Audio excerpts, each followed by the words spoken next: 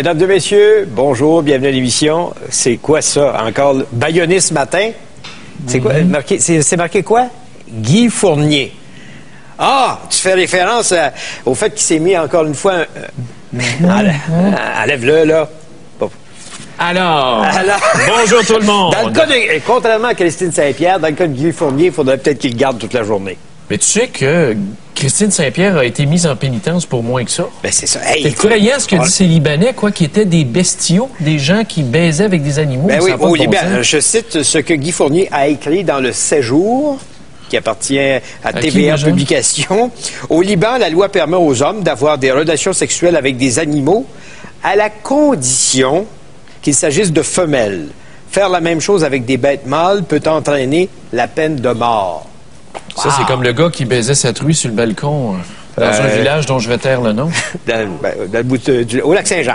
Au Lac-Saint-Jean. Au Saguenay, dans ce coin-là. Oui, mais après les plaisirs non, mais c'est parce anal, parce que tu sais que Guy Fournier, président de Radio-Canada, avait dit qu'il éprouvait une certaine jouissance à déféquer. Tu t'en souviens? Tout le monde en parle? Oui. Ah. Mais s'il avait dit ça de la communauté juive qui baisait avec des animaux, penses-tu qu'Rabinovitch à Radio-Canada aurait duré ça longtemps? Non, ça, c'est certain. Écoute, je pense que là, non, mais c'est parce que c'est le deuxième pied dans la bouche. La première fois, c'est une déclaration faite à Terre-Neuve où est-ce qu'il pensait que personne n'entendrait. Ben oui. De Terre-Neuve, il a dit que Radio-Canada, par ses journalistes, ne contribuait pas à l'unité nationale. Donc, 3 déclarations. Non, ça fait 2 déclarations. Une première et une deuxième. On oublie celle du défécage. Là. Ben, pourquoi? Ben quoi? Disons que les deux qui font le plus de tort sont là. Alors, quand tu te mets un premier pied dans la bouche, quand tu arrives avec le deuxième, tu deviens quoi? Un cul-de-jatte? Oh. Alors, mais tu te promènes ses fesses, quoi? Tu peux pas marcher. Mais je pense que Stephen Harper va passer un coup de fil aujourd'hui. Oui? Ben, c'est parce qu'on n'a pas besoin de ça. On n'a pas besoin de ça. Non. Je pense que... insultant, mais est-ce qu'il s'est excusé? Pas encore. Il a dit que les rectifications seraient faites parce qu'apparemment, c'est un courriel. S'il fallait que je vous dise tous les courriels qu'on soit ici, ça ferait longtemps qu'on serait débarqué des ondes. Oui, ça, je pense qu'on aurait été mis à l'amende quelquefois et ensuite... lâche ça. Mariage gay, aussi, première page des journaux. Quoi? Quelle déclaration succulente! Ben, ils vont voter. Oui, ils vont voter sur l'opportunité de rouvrir le débat et on le sait, Stephen Harper n'en veut pas de débat. Personne ne veut discuter de ce dossier-là et c'est terminé. La motion va être battue, mais il faut rendre hommage à Réal Ménard, le pionnier de la question du mariage gay, député du Bloc d'Hochelaga. Il s'est battu justement pour la reconnaissance des droits fondamentaux. Et lui, ce débat-là ne l'excite même pas. Et je cite dans la presse ce matin, ouvrez les guillemets, Réal Ménard de dire « J'ai confiance et je suis un homme plutôt serein ». Ça, c'est le lutteur qui était au Hot Games? Toi, t'as remarqué, hein? Qui était en lycra, hein? Ça t'a excité, toi. Tu fais des trucs de... Laisse-toi faire. Non, mais comment ça se fait que les politiciens ont encore du temps à perdre sur des dossiers comme celui-là? Non, Réal n'a pas de temps à perdre. Lui, il dit qu'il est serein. Ben oui, mais... Écoute, rapporté dans la presse, je suis un homme plutôt serein. Ben oui, puis... Ben ça veut dire que ça n'énerve pas. La sérénité. Ben oui, c'est ça. S-E-R-E-I-N. Sérénité, dans le dictionnaire. Ben c'est ça que j'ai dit, S-E-R-E-I-N.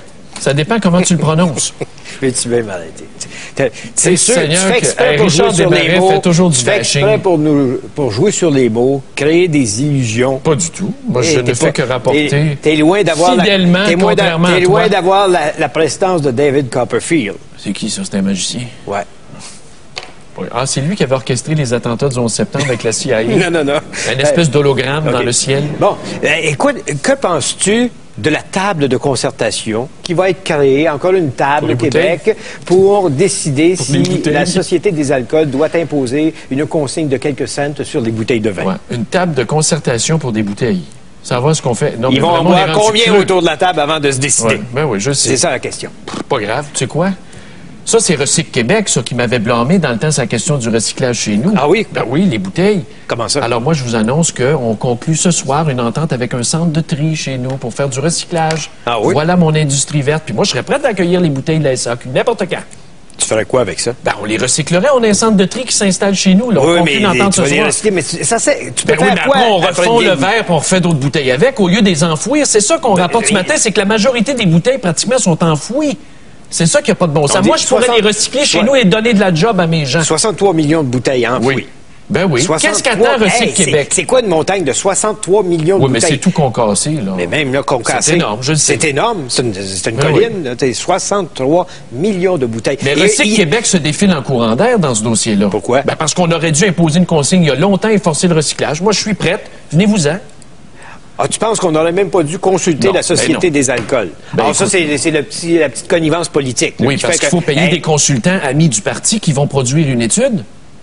Ben oui, mais c'est pas dur de décider on recycle ou on recycle pas. Moi, ça me tanne.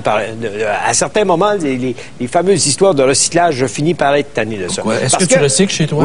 Oui. Mais comment ça fonctionne? Quand est-ce que le recyclage passe chez vous? Le jeudi matin. Oui, est-ce que tu as un bac? Oui, 2. 2 bacs. 2 bacs, parce que j'ai beaucoup de journaux, je lis beaucoup, donc j'ai beaucoup de papier. Ah, c'est pour ça que tu les laisses en partant ici? J'en laisse ici, j'en ai chez nous également. Donc, mais en même temps, ce qui m'agace là-dedans, c'est qu'on nous fait dépenser, de l'argent aux gens pour le 5 cents sur la canette ou sur la bouteille. Quand tu viens pour retourner ça, c'est un aria. C'est pas faisable. Les machines sont toujours brisées.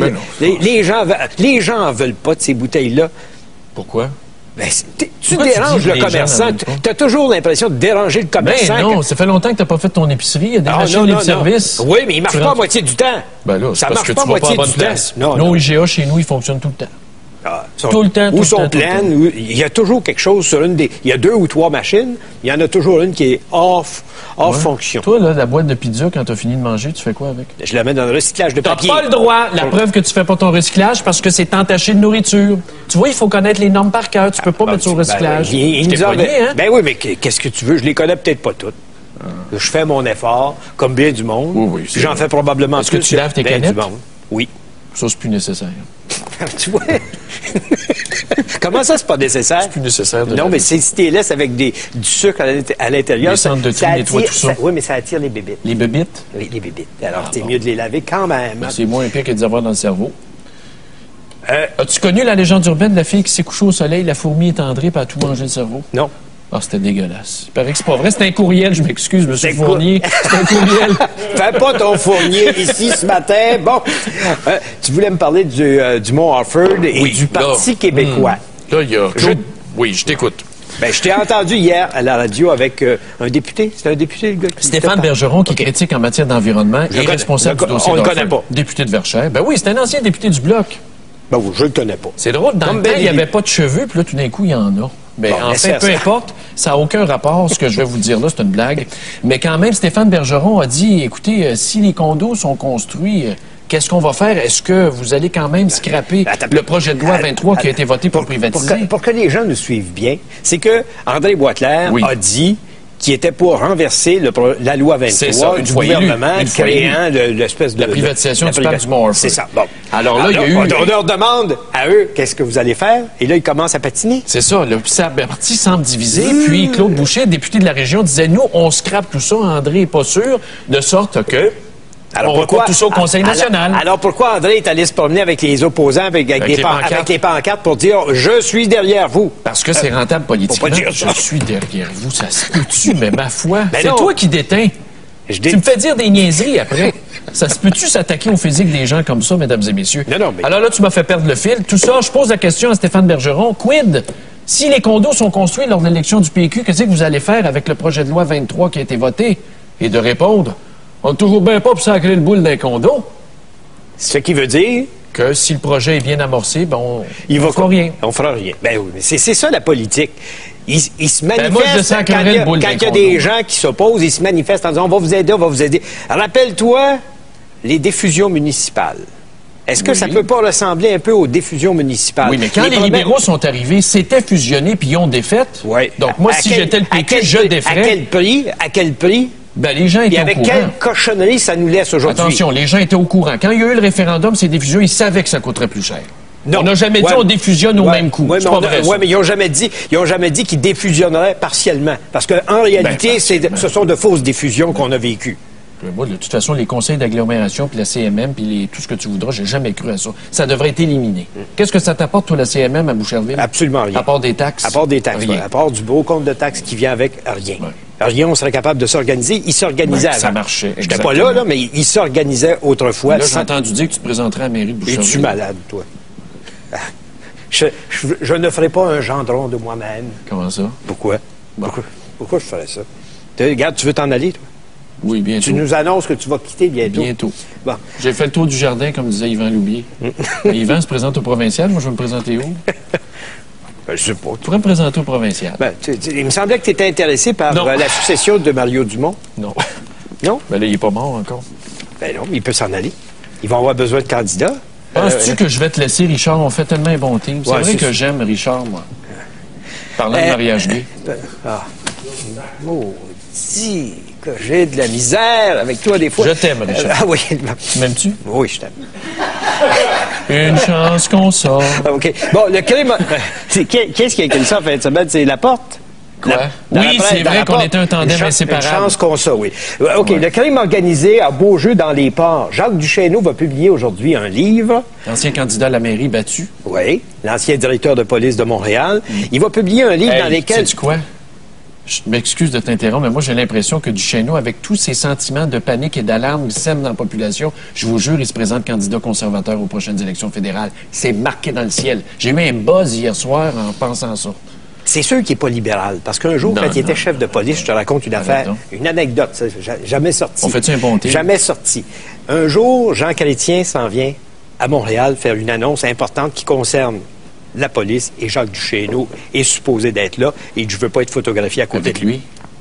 Ça a créé tout un émoi dans les organisateurs du Parti libéral. As-tu vérifié ça au mode des Oliviers ce midi? Moi, je suis sûr qu'il se présente Parti conservateur.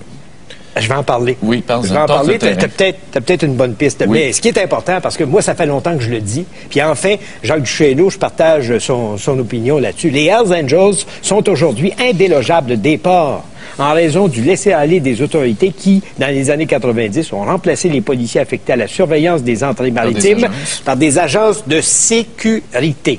Et ça, là, je regrette M. Taddeo. Taddeo, qui est le président du port de Montréal. M. Taddeo, qui passe son temps à nous dire qu'il n'y en a pas de crime organisé dans le port, qu'il n'en voit pas. C'est sûr, il se promène arrangé comme ça, j'ai l'impression, à la journée longue. Il n'en voit pas. Écoute, un des Matix travaillait là, il était responsable des déplacements de containers, puis il a plaidé coupable, M. Taddeo. Quand il a plaidé coupable, est-ce que c'est pas un aveu comme quoi il y en avait? L'aveuglement volontaire de l'administration portuaire fait en sorte que pas juste à Montréal, c'est la même chose à Vancouver. Mais c'est normal. Quoi? Les containers traversent, là. C'est sûr, il faut contrôler la ressource à l'entrée et à la sortie. C'est pas étonnant que les Hells contrôlent ça. Ils contrôlent le marché de la drogue. Oui. Moi, je connais même des gens qui ne font pas que... Oui? Je vais me taire. Bon. OK. Ce matin, on parle des Autochtones. Je vous dis ça tout de suite parce qu'on va faire une courte pause. On parle des Autochtones parce qu'il y a une nouvelle à l'effet que les Autochtones sont très mal en point à travers le Canada. Puis on parle d'une étude, puis on va revenir là-dessus. Puis on va vous demander, est-ce que vous pensez qu'on est encore responsable de la situation actuelle des Autochtones? Ça va faire partie du débat qui s'en vient tantôt. Mais juste avant de faire la pause, laisse-moi te dire que tout de suite après, j'aimerais ça te parler de deux juges. Deux juges. Il va falloir que je sorte mon thé. Sors ton ruban. Pour le barreau du Québec. Mais deux juges qui ont rendu des sentences sur des affaires d'agression sexuelle cette semaine. Et je vais faire des comparaisons entre ça et Guy Cloutier. Et tu vas voir ce que ça va donner. Alors, je vous rappelle notre question de ce matin. Les Autochtones mal en point, sommes-nous encore responsables? Vous pouvez tout de suite réserver vos circuits en téléphonant à Montréal à 514-790-0874 de partout au Québec sans frais. 1-877-790-3535 ou encore écrivez-nous comme vous le faites si bien chaque jour à www.tqs.ca. Voilà.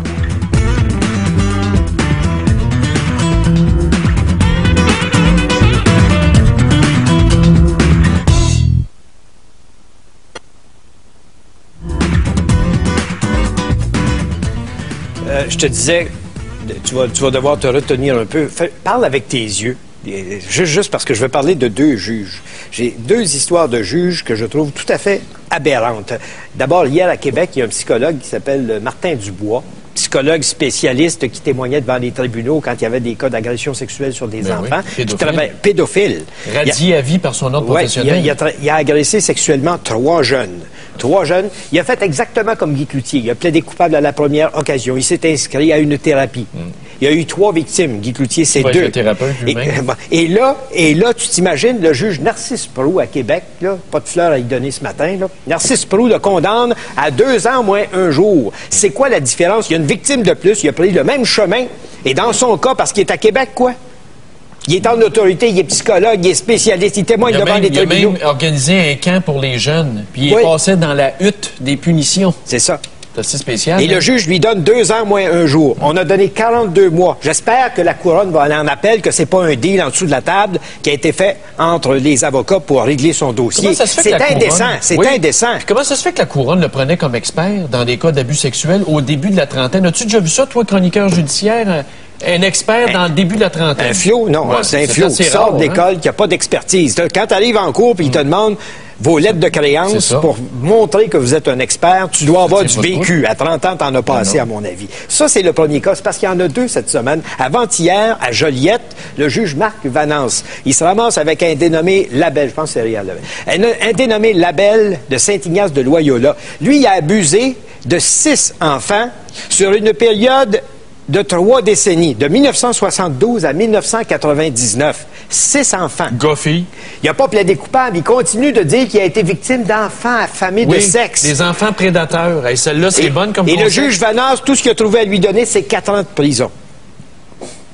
Il a 62 ans. Compare ça à Cloutier.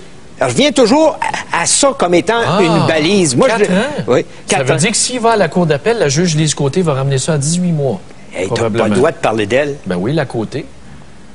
La Côté est à côté de la traque, la Côté. Tu trouves pas que t'as assez de troubles avec le barreau? C'est pas moi qui ai des troubles avec le barreau. C'est le barreau qui a des troubles avec moi. C'est dépend de l'angle que tu vois ça. C'est le verre à moitié plein ou à moitié vide? Ouais. Moi, j'ai pas de trouble avec le barreau. Ils sont après toi, là. Et puis, ils veulent ta tête. Ben oui, puis... C'est parce qu'ils n'en ont pas de tête. C'est pour ça qu'ils veulent la mienne. OK. Bon, on va parler des Autochtones. Tu as vu ça dans le journal Le Devoir de ce matin? Hey, le Devoir, ces temps-ci, ça tire bien. Hein? Ils ont des maudites bonnes nouvelles. Ah, puis ils font des belles premières pages, des photos de première page, toujours intéressantes. Mais ce qu'on dit sur les Autochtones, ils sont mal en point. Ils sont plus gros, ils fument plus, ils vivent dans des logements piteux. Donc, ils sont bien intégrés à la société québécoise. Ils laissent rapidement tomber l'école. C'est ça, de bons Québécois. Donc, ils s'en vont vers la détresse psychologique. Ah, oui. Mais là, le problème que j'ai quand je lis tout ça... C'est quoi la différence avec nos jeunes? C'est ça. C'est la même affaire. Non, mais c'est parce que quand les associations, là, ils ont fait un sondage, quand je vois ça, c'est qu'ils doivent se préparer à demander à nos gouvernements encore plus d'argent. Pourtant, ces gens-là gèrent leurs institutions complètes, sont pleinement autonomes et ils ont des gros budgets. Ben, s'ils fument, là, c'est qui est-ce qui fait des cigarettes à plumes? Bon. Ben oui, qui les achète? S'ils sont plus gros, qui est-ce qui contrôle leur nourriture? Ben là, c'est une question de responsabilité personnelle. C'est ça. Si le logement est sale et crotté, c'est de la faute à qui? Ouais. Non, mais c'est parce que moi, j'ai toujours peur, quand je vois ça, qu'on finisse par encore me mettre ça sur le dos en disant vous êtes donc responsable, on va vous envoyer une facture.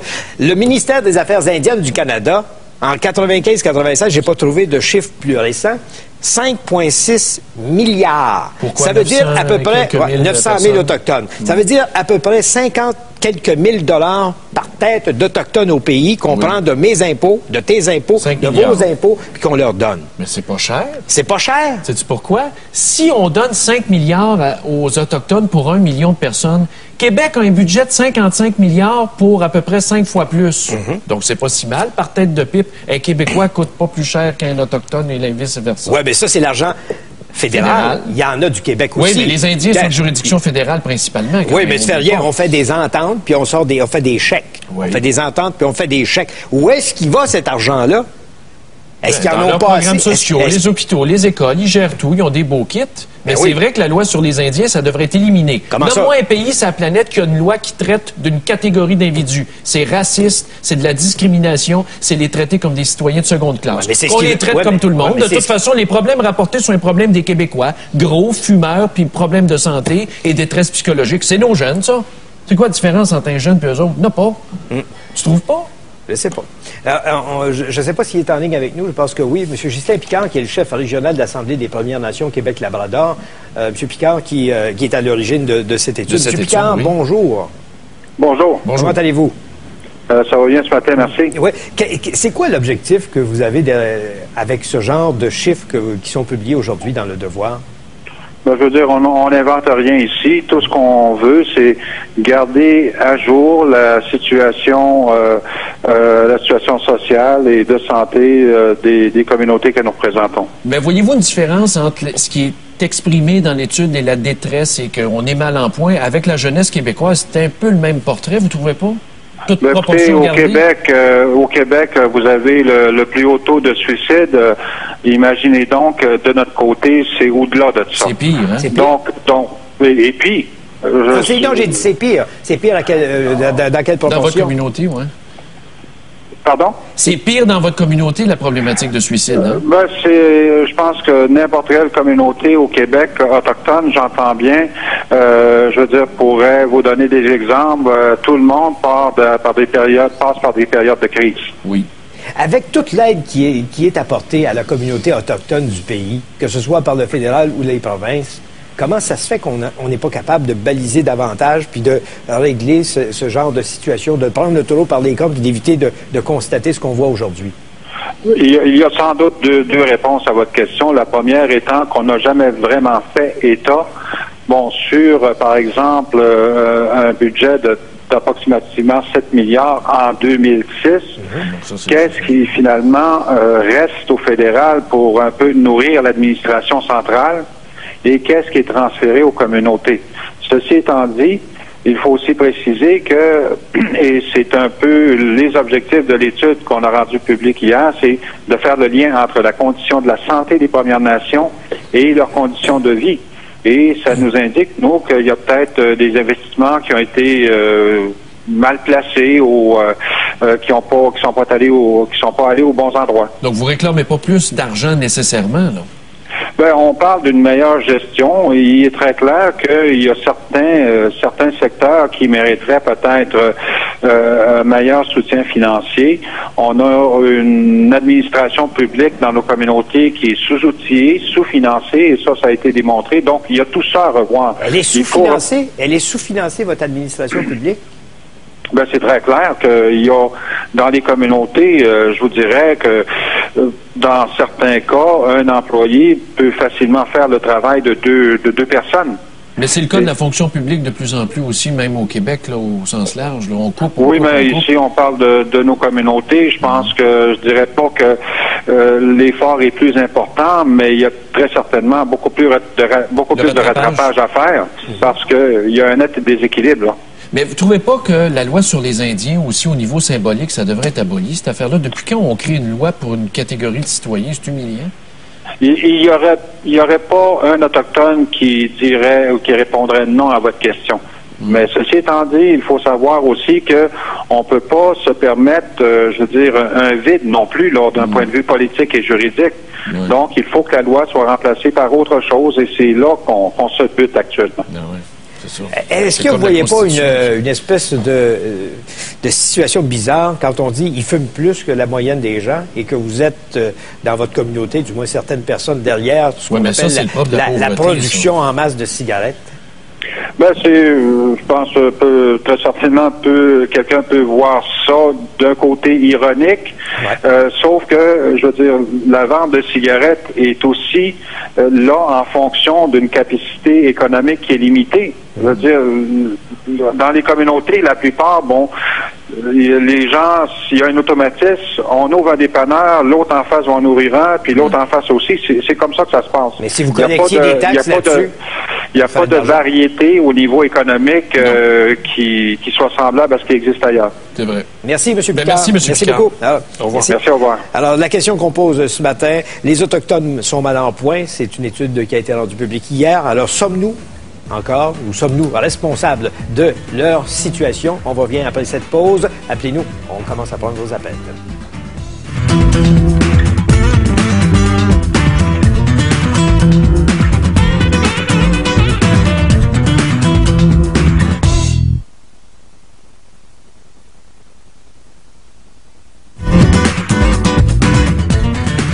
Bon, on va commencer tout de suite par... on a du courriel. Le courriel, là, je peux vous dire une affaire, ça se lit même pas en ondes, tellement c'est haineux. Non, c'est certain qu'il faut faire attention. Soyez...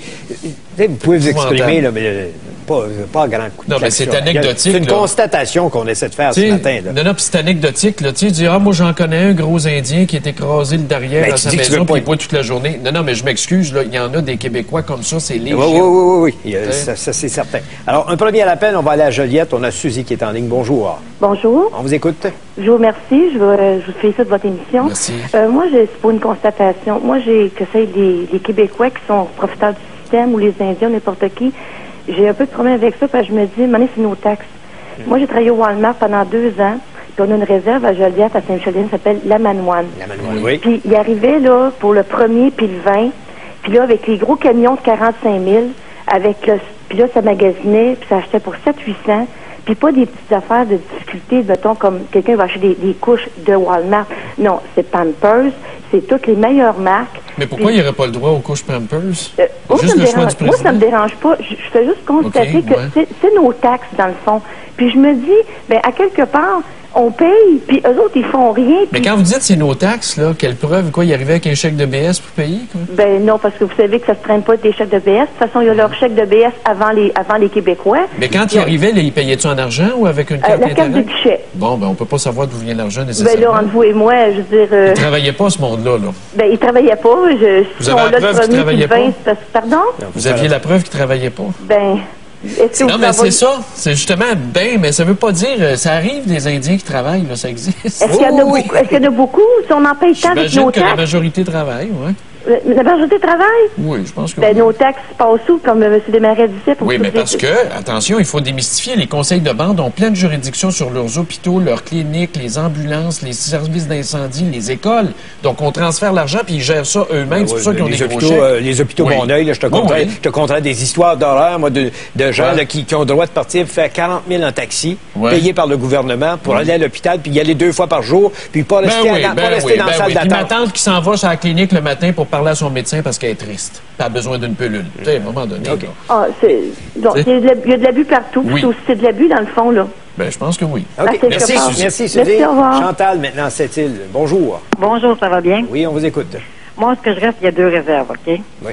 Puis comme la madame a dit, j'ai pas vu un Indien ici avec un vieux char. Ils ont tous des trucks flambant neufs. Oui. Ils ont 2 chèques par mois, eux autres tout. Ils reçoivent la TPS TVQ sans qu'ils ne payent pas de taxes. Moi, je comprends rien. Oui, parce qu'ils vivent dans une réserve. Mais oui, mais ça, c'est le fédéral même qui a donné ces droits-là. Même ceux qui ne vivent pas dans la réserve, ils ne payent pas de taxes, j'ai la preuve. Ah oui, pourtant, il faut vivre sur une réserve pour avoir l'exemption. Oui, mais ils donnent une adresse de l'automne sur la réserve, ils ne payent pas de taxes et immeubles, rien. Ça, c'est comme le BS québécois qui collecte 2 chèques avec 3 fausses adresses. Ma soeur, elle bien-être, elle a 500$ par mois, une fois par mois. Eux, ils ont 2 chèques par mois. C'est ce que je dis. Donc, la majorité triche pas, mais c'est toujours la minorité. Pourquoi ils ont droit à 2 chèques par mois? Aucune idée. C'est quoi cette légende-là de 2 chèques? Non, ils reçoivent... Tu reçois quand tu es sur le bien... Quel 2 chèques? Ils reçoivent 2 chèques. 2 chèques. Leurs allocations d'Autochtones, c'est 2 fois par mois. Oui. Alors que le Québécois qui est sur l'aide sociale, lui, il l'a 1 fois par mois. Puis généralement, il fait peut-être comme bien du monde. Le fait qu'il y ait 2 chèques, ça veut-tu dire qu'il y a plus d'argent? Pas nécessairement. C'est-à-dire que tu en as pour la 2e partie du mois. Parce que les gens sur l'aide sociale, souvent, tu vas t'apercevoir que rendu au 15 du mois, il reste zip. Oui, mais on reproche aux Amérindiens d'avoir plus de privilèges. Qui leur a donné les privilèges? C'est le gouvernement. Qui s'est battu pour les avoir sur eux autres? Qu'on fasse pareil, c'est tout. Ou qu'on enlève ça, c'est un ou l'autre. C'est ça. Il faut que le monde se réveille à un moment donné. Ben oui. Merci Chantal. Merci beaucoup. Merci. Daniel à Québec maintenant. Daniel, bonjour. Bonjour, messieurs. On vous écoute.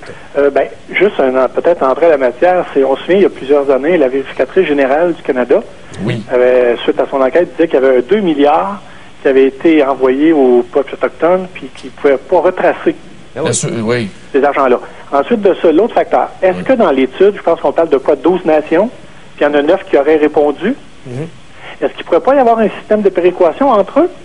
Dans quel sens? Dans quel sens que est-ce que ce sont les réserves qui sont près des grandes villes ou les réserves qui sont vraiment retirées des villes où il y a le taux de suicide le plus élevé? Je pense que les plus éloignés des grands centres, la preuve Davis Inlet, où on a vu les enfants amérindiens sniffer de l'essence puis de la colle puis se suicider, c'était triste. À ce moment-là, ça devient des ghettos. Oui. Puis pourquoi que eux ne mettent pas de l'avant, peut-être les réintégrer peut-être de façon différente plutôt que de les garder en ghetto? Oui.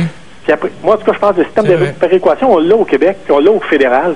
Il faudrait scraper ça, la loi sur les Indiens, le concept de réserve. Depuis quand on parque des gens dans des réserves, à part la bande de Gaza que Israël fait avec les Palestiniens? Là? Mais il est clair.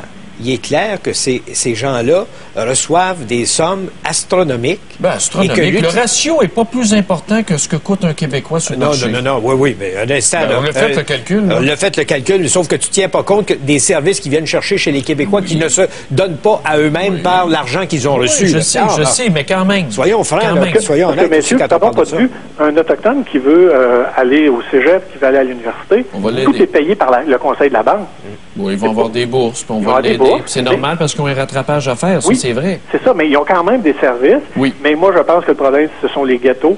Puis moi, je reviens, il devrait y avoir une péréquation. Est-ce que les gens qui sont à la baie James, ils ont quand même reçu des centaines de millions, ne pourraient-ils pas partager avec leurs confrères? Savez-vous quoi, cette idée de péréquation-là, ça marche au niveau municipal. Moi, chez nous, je reçois 130 000 direct de Québec parce qu'on est une ville pauvre. Ça pourrait être la même chose pour des réserves éloignées, c'est pas bête. Mais il y a une chose qui est sûre, c'est qu'effectivement, le fédéral donne de l'argent et n'a jamais mis en place des contrôles. C'est un peu comme le scandale des commandites. Oui. N'a jamais mis en place des contrôles pour savoir ce qui est fait avec ces sommes-là. C'est astronomique. Exactement. Je pense qu'il faudrait faire un genre excusez le terme, peut-être un ménage dans l'administration. Puis je suis convaincu que des gens comme M. Picard vont collaborer, mais de façon positive. Puis il y a moyen, je pense, de redonner à ces gens-là une dignité, puis qui malheureusement la perdent peut-être à cause de l'opinion publique, de tout ce qu'on voit puis ce qu'on entend. Merci, Daniel. Merci, Daniel. C'est parce que d'un bord, tu as des gens qui ont un sérieux, comme M. Picard, comme la majorité. Moi, j'en ai des amis chez moi, puis c'est pas tous des guerriers. C'est quoi cette histoire-là? Non, mais en même temps, il y en a tellement qui font la une des journaux parce qu'ils sont dans l'illégalité, le commerce illégal. Celle-là est bonne. Hey, la devise du Québécois, moi, vous le dire en pleine face, c'est comment fourrer le système pour pas payer d'impôts. Fait que, à un moment donné, on s'étonne que ça déteigne sur d'autres communautés. Voyons donc. Qui veut payer de l'impôt au Québec? OK. On a un autre appel de Québec, puis il s'appelle encore Daniel. Bonjour, monsieur. Bonjour, monsieur. On vous écoute. Écoutez, premièrement, j'ai travaillé pendant plusieurs années dans les services sociaux dans différentes communautés autochtones du Québec. En êtes-vous un? Je suis un autochtone de Wendaga, Québec. OK.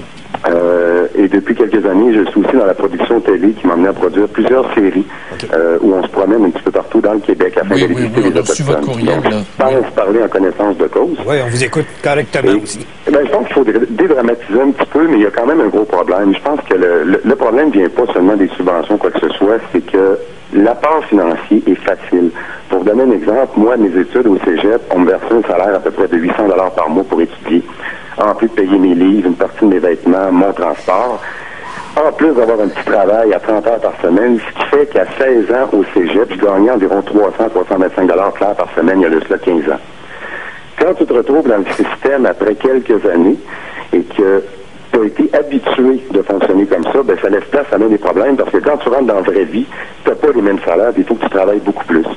Alors nous, on essaie d'apporter des solutions, de dire par exemple aux jeunes, ben écoute, faites comme les allochtones, en guillemets les blancs, payez vos études, trouvez-vous des prêts et bourses, et quand vous aurez votre certificat, à ce moment-là, vous recevrez de l'argent. Alors voyez un petit peu le problème. Inversé, responsabiliser. C'est quand même assez facile. Responsabiliser. C'est de responsabiliser les gens. Mais quoi, c'est parce qu'on les a trop pris par la main, on a créé une béquille psychologique de sorte que ça tombe après, c'est ça qui a été notre erreur? Oui, puis je pense que c'est Félix Leclerc qui disait « Soyez un homme sur son balcon, donnez-en à manger, puis vous allez le tuer. » Ben écoute, c'est un peu ce qu'on fait, c'est trop facile. Et moi, je parle à connaissance de cause. J'ai vu des gens dans certaines communautés du Grand Nord rentrer au conseil de bande le 4 du mois, dire au grand chef, écoute, j'ai besoin d'argent, ma famille, mes enfants ont plus un sou, j'ai tout dépensé au bingo, vous allez me faire un chèque. Le conseil leur faisait un chèque. Je travaillais, j'étais directeur, j'étais témoin de ça. Alors, comment voulez-vous responsabiliser des gens quand c'est aussi facile que ça? Alors, je pense que le problème est là, mais il ne faut quand même pas dramatiser. Moi, je suis quelqu'un qui une compagnie, j'engage 18 employés à temps partiel et permanent, je gagne très bien ma vie. Puis, bon, je veux dire, ça va bien. Il y en a quelques-uns, comme les Québécois, qui en arrachent un petit peu. Malheureusement, je dois dire que c'est pas totalement de leur faute non plus. Quand tu as tout cru dans le bec toujours, quand tu es payé pour aller aux études, puis bon, etc., ben, à un moment donné, tu te retrouves dans le vrai système des Blancs, des Allochtones, et là, tu te rends compte que c'est pas aussi facile. Monsieur Daniel, merci beaucoup de votre intervention et de ces précisions. Alors, je vous rappelle notre question ce matin. Les Autochtones sont mal en point. Sommes-nous encore responsables de la situation? Vous nous appelez à Montréal, 790-0874, partout au Québec sans frais, 1-877-790-3535 ou écrivez-nous par courriel www.tqs.ca.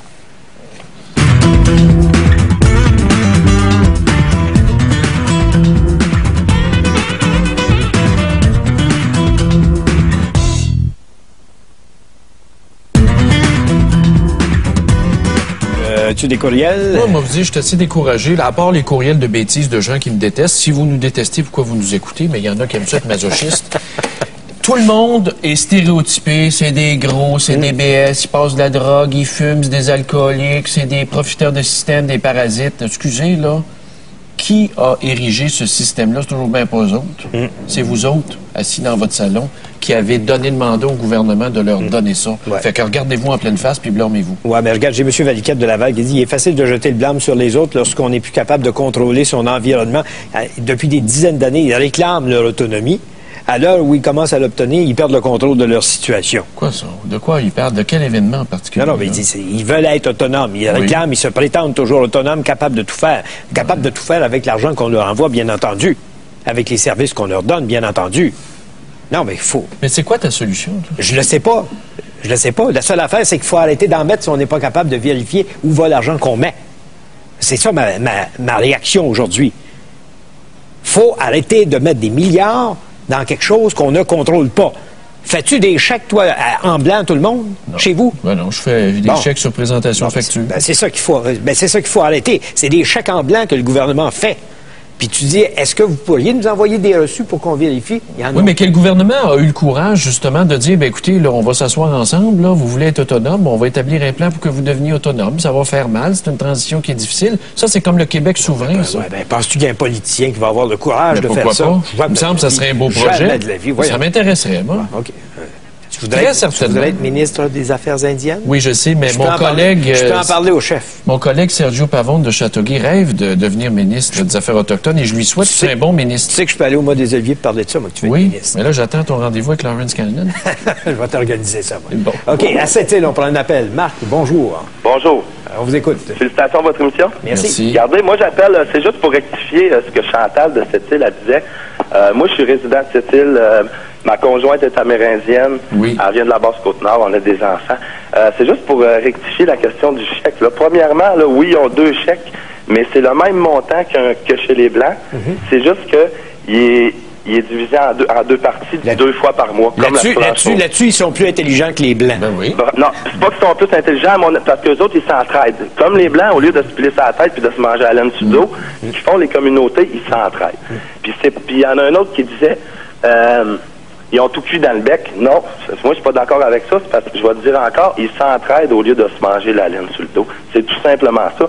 Du mauvais monde, il y en a chez les Blancs. J'ai des amis blancs qui sont pires. J'ai des amis autochtones qui sont plus propres et qui sont plus éduqués que des connaissances chez les Blancs. C'est certain. Si vous allez dans certaines communautés autochtones, il y a du monde il y a du monde droit là-dedans, puis pas à peu près. Oui, moi, je vis avec les Autochtones à tous les jours. Je suis entouré par eux autres dans ma vie quotidienne. Puis j'ai pas peur de le dire, c'est du très bon monde, mais c'est dans toutes les races qu'il y a du mauvais monde. Puis il y a des. Mais Marc, on s'entend-tu quand même que de parquer des gens dans des réserves comme on l'a fait pendant une couple de centaines d'années, là, on rit pas, là, c'était des bandes de Gaza dans l'ancien temps qu'on faisait, ça aide pas non plus une communauté à s'en sortir. Non, ça l'aide pas. Mais aujourd'hui, moi, à mon avis, c'est leur choix de vivre en communauté. OK. Merci Marc. On va aller à Christian maintenant du côté de Roberval. Bonjour. Oui, bonjour. On vous écoute. Moi, je reste à côté de Mastoliatch. Oui. C'est un village assez riche. Oui? Oui, c'est assez riche. C'est le petit Westmount de Roberval? Pardon? C'est le petit Westmount de Roberval? Un peu, oui. Ah oui? Oui, ça amène beaucoup d'argent. Donnez-nous des exemples. Ça fait... Non, c'est à cause qu'il y a il y a du monde il y a beaucoup d'argent. Il y a du monde qui ont travaillé pour leurs argent. Il y a beaucoup de millionnaires ici à Pointe-Bleue. Il y a beaucoup d'Indiens qui font travailler les Blancs à Roberval. C'est bon. C'est très, très bon. Puis il y a une autre chose que je voudrais vous parler. Au Saguenay, on a eu une nouvelle. Les gouvernements sont au courant, les 2 paliers. Ils ont acheté une église. Je ne sais pas quelle date, par exemple. Ils ont acheté une église, puis on a déclaré ça territoire autochtone. Pourquoi? Oui, on n'a pas tout ça aux nouvelles, là, à regarder à ça. L'église était fermée, quoi? Oui, elle était fermée, l'église. C'est correct, ça. Oui. Je ne sais pas ce qu'ils veulent faire avec ça, là, mais j'aimerais savoir l'église ailleurs que sur une réserve qui devient territoire autochtone? Oui, ils ont acheté ça, ils ont déclaré ça territoire autochtone. Mais moi, je vois pas de problème. De toute façon, les églises ne paient pas de taxes. En temps normal. Ils vont peut-être nous faire des PME? Oui. Ouais. Pourquoi pas? Moi, je ne saurais pas faire dans une église que j'achèterais. Les Amérindiens possèdent de très belles entreprises. Les Autochtones... Il y en a qui réussissent très bien. C'est des affaires qui sont à l'international, pas juste ici. Oui, parce que moi, je dis... je ne parle pas juste dans l'organisation des casinos sur Internet. Ah, c'est ça. Je vous laisse là-dessus, monsieur. Merci beaucoup. On va aller retrouver Dave Leclerc à Québec pour connaître le sujet du Grand Journal à midi. Bonjour, Dave. Bonjour. Dimanche, c'était la journée mondiale de prévention du suicide et on apprenait que chaque année, à travers la planète, il y a 1 million de personnes qui s'enlèvent la vie, qui font le choix en détresse de s'enlever la vie. Et ça, c'est uniquement les suicides répertoriés. Imaginez tous ceux qu'on ignore, qui sont encore cachés. Donc, il y a plusieurs millions de personnes qui sont touchées par ce suicide de façon directe ou indirecte. Et particulièrement chez les hommes. Et notre question, elle est la suivante ce midi. Les hommes sont-ils trop orgueilleux pour demander de l'aide?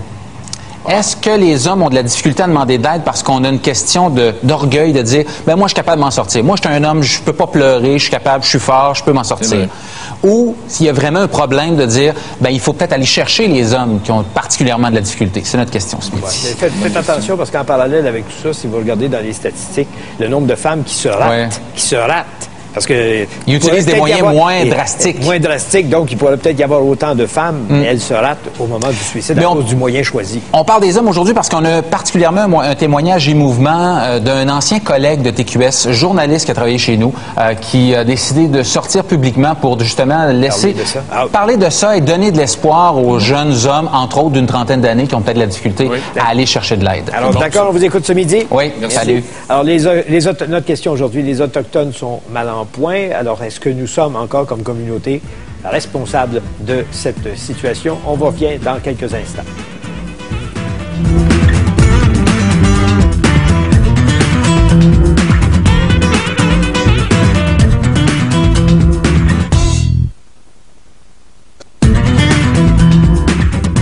Que de courriels. Ouais, bon, moi, j'en ai deux rapides. Premièrement, Sophie de Sept-Îles qui dit « Seigneur, les Indiens chez nous, ils ont tout. Ils payent pas de taxes. Ils ont des chèques de TPS, TVQ, des grosses maisons flambant neuves, 300 mois par chauffé, éclair. Ils reçoivent des gros chèques de BS avec des gros camions. » Puis après, elle me dit « C'est déplorable comment les Blancs à Sept-Îles sont racistes. » Une chance.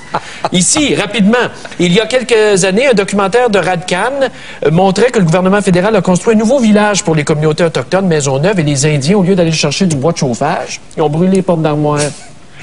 Ben oui, mais madame, êtes-vous déjà rentrée dans un HLM quand un BS déménage? Il y a des beaux posters sur les murs. T'enlèves les posters, c'est plein de trous. Ouais. Fait que, tu sais, à un moment donné, Québécois, c'est pas mieux. Ouais. Bon, j'ai André McSwain ici qui dit les gouvernements sont responsables parce que ce sont des cons qui envoient des chèques pour bien paraître sans vraiment comprendre le problème. Bon, ça, c'est intelligent. Qui envoient des chèques sans comprendre, mais aussi sans savoir s'il va servir à quelque chose. Puis sans savoir si c'est vraiment ça la solution. C'est ça. Madame Fortin à Drummondville, nous sommes responsables parce que nous les traitons comme des enfants et non pas comme des hommes. Ben oui, on est toujours là. J'en ai un autre, M. Savard, et je crois que nous sommes encore responsables de leur malheur. Je préfère que mon argent ou que l'argent de mes impôts aide les Amérindiens ou les Autochtones au lieu de financer et engraisser ceux des commandites. Il y en a un ici, il dit « Aucun Amérindien se promène avec une voiture usagée. » Mais franchement, ça se peut pas. Puis vous voulez faire l'indépendance du Québec avec des raisonnements comme ça? Il y a une motoneige usagée. Mais non, mais ça, c'est cliché au bout. Ça se peut. À Saint-Esprit, on a un appel. Nancy, bonjour. Oui, bonjour. On vous écoute. Bonjour. Moi, je travaille dans un magasin haut de gamme de meubles, haut de gamme, au service après-vente. Et à quelques reprises, j'ai eu affaire avec des gens qui nous donnaient une adresse pour la livraison, qui était... une adresse, c'est-à-dire pour la facturation qui était sur une réserve, et une adresse de livraison qui était complètement en dehors d'une réserve, puis qui avouait ouvertement, très ouvertement, que c'était pour ne pas payer les taxes. Et puis c'est des gens qui achetaient pour 30-35 000 $ de meubles. Et vous ne les avez pas rapportés? Ben, à qui? Comment? Le ministère du Revenu. Ben oui, il y a une ligne de délation. Ben, je pourrais toujours. J'ai encore les noms, les adresses, sauf que je me demande si c'est à moi de le faire. Puis une dame en particulier m'a vraiment avoué ouvertement parce que moi, j'ai remarqué que son adresse était dans une réserve. Et je devais envoyer un ébéniste chez elle pour réparer des meubles qu'elle avait achetés chez nous. Et puis, je lui ai demandé où est-ce qu'on envoie l'ébéniste. Puis elle m'a dit à Lorraine, à Ville-Lorraine. Ben, j'ai dit, ça, c'est pas une réserve, à ce que je sache. Surtout pas Lorraine. Pas pantoute. Puis c'est ça, elle m'a répondu, ben non, c'est parce que j'ai donné mon adresse, l'adresse d'un de mes frères sur la réserve pour pouvoir sauver les taxes sur 30-35 000 de meubles. Quand moi, avec mon rabais d'employé, j'ai même pas les moyens d'acheter des meubles dans mon propre dans le magasin où je travaille. Puis moi, je connais un gars qui a une grosse chiotte à Candiac qui a fourré le peuple de 130 millions. Il s'appelle Vincent, puis c'est pas un autochtone. Oh non, c'est pas mieux. Non, je dis pas qu'un est mieux que l'autre. OK. Mais merci beaucoup d'avoir été là. C'est déjà fini. Oui, oui. Hog. Merci d'avoir été là. À demain.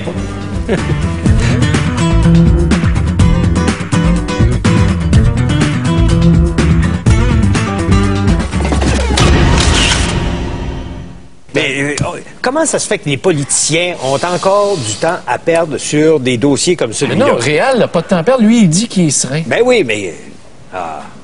Écoute, rapporté dans la presse, je suis un homme plutôt serein. Ben oui, puis... Ben ça veut dire que ça n'énerve pas. La sérénité. Ben oui, c'est ça. S-E-R-E-I-N. Sérénité, dans le dictionnaire. Ben c'est ça que j'ai dit, S-E-R-E-I-N. Ça dépend comment tu le prononces. Mais tu m'aimes arrêter. C'est sûr, tu fais exprès pour jouer sur les mots. Fait toujours du bashing. Tu fais exprès pour jouer sur les mots, créer des illusions. Pas du tout. Moi, je ne fais que rapporter t'es loin d'avoir fidèlement, t'es loin d'avoir la prestance de David Copperfield. C'est qui, ça? C'est un magicien? Ouais. Ah, c'est lui qui avait orchestré les attentats du 11 septembre avec la CIA. Non.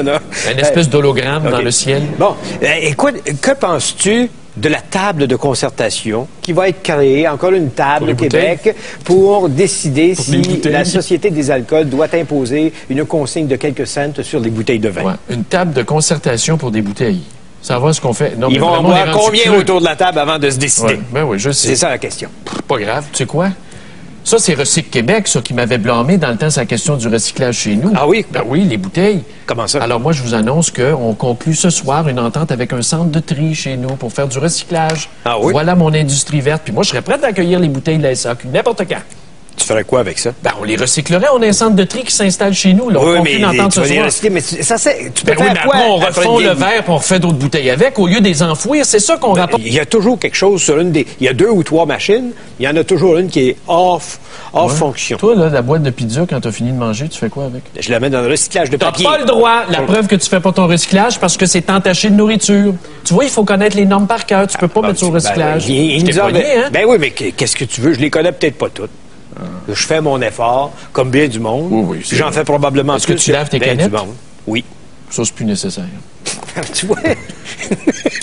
Comment ça, c'est pas nécessaire? C'est plus nécessaire. Non, mais si tu les laisses avec du sucre à l'intérieur... Les centres de tri nettoient tout ça. Oui, mais ça attire les bébites. Les bébites? Oui, les bébites. Alors, c'est mieux de les laver quand même. Ben, c'est moins pire que de les avoir dans le cerveau. As-tu connu la légende urbaine de la fille qui s'est couchée au soleil, la fourmi étendrée, puis a tout mangé le cerveau? Non. Ah, c'était dégueulasse. Il paraît que c'est pas vrai. C'était un courriel, je m'excuse, M. Fournier. C'était un courriel. Fais pas ton Fournier ici ce matin. Bon, tu voulais me parler du Mont Harford et du Parti québécois. Là, il y a... Oui, je t'écoute. Ben, je t'ai entendu hier à la radio avec un député. C'était un député, le gars? Stéphane Bergeron, qui critique en matière d'environnement et responsable du dossier. On le connaît pas. Député de Verchères. Ben oui, c'est un ancien député du Bloc. Ben oui, je le connais pas. C'est drôle. Dans le temps, il n'y avait pas de cheveux, puis là, tout d'un coup, il y en a. Mais bon, en fait, peu importe, ça n'a aucun rapport, ce que je vais vous dire là, c'est une blague. Mais quand même, Stéphane Bergeron a dit, écoutez, si les condos sont construits, qu'est-ce qu'on va faire? Est-ce que vous allez quand même scraper le projet de loi 23 qui a été voté pour privatiser? Pour que les gens nous suivent bien, c'est que André Boisclair a dit qu'il était pour renverser la loi 23 du gouvernement.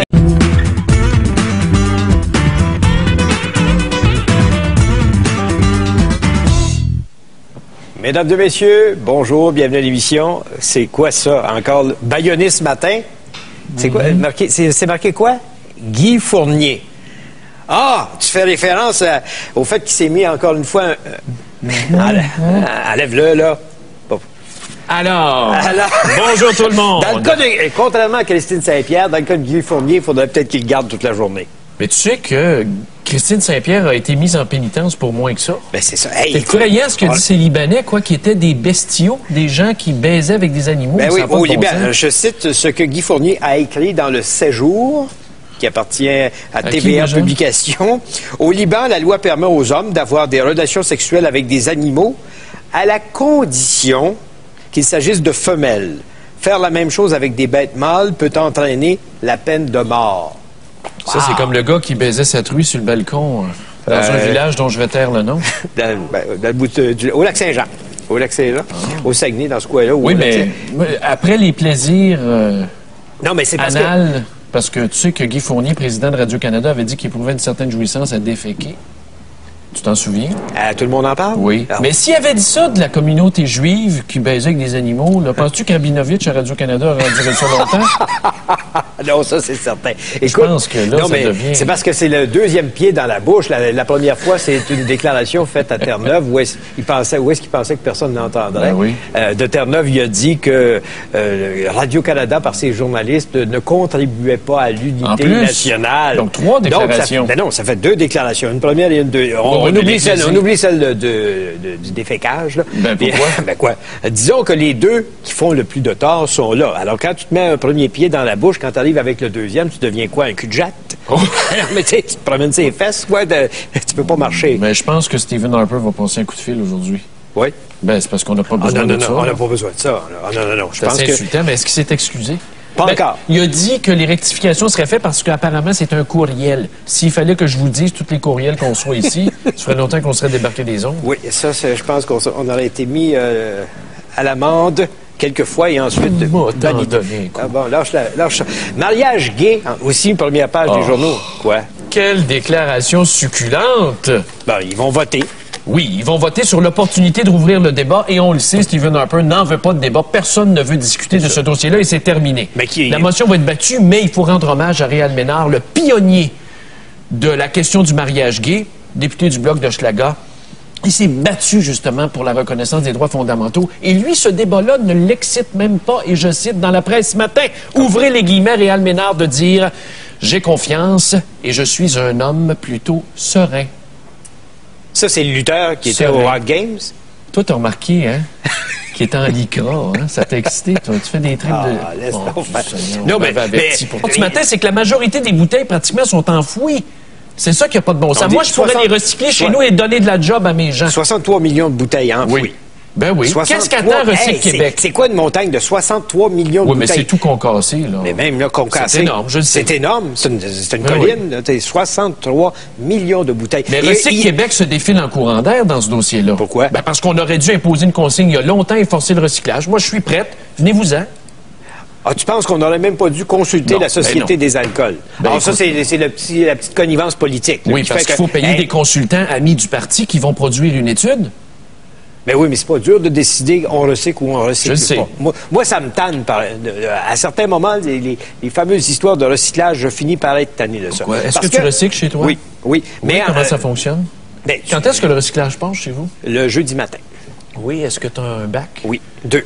2 bacs. 2 bacs, parce que j'ai beaucoup de journaux, je lis beaucoup, donc j'ai beaucoup de papier. Ah, c'est pour ça que tu les laisses en partant ici? J'en laisse ici, j'en ai chez nous également. Donc, mais en même temps, ce qui m'agace là-dedans, c'est qu'on nous fait dépenser, de l'argent aux gens pour le 5 cents sur la canette ou sur la bouteille. Puis quand tu viens pour retourner ça, c'est un aria. C'est pas faisable. Les machines sont toujours brisées. Les gens en veulent pas de ces bouteilles-là. Pourquoi? Ben, tu déranges le commerçant. Tu as toujours l'impression de déranger le commerçant. Ben non, ça fait longtemps que tu n'as pas fait ton épicerie. Il y a des machines de service. Oui, mais il ne marche pas à moitié du temps. Ben là, c'est parce que tu vas pas à bonne place. Nos IGA chez nous, ils fonctionnent tout le temps. Tout le temps. Ou sont pleines.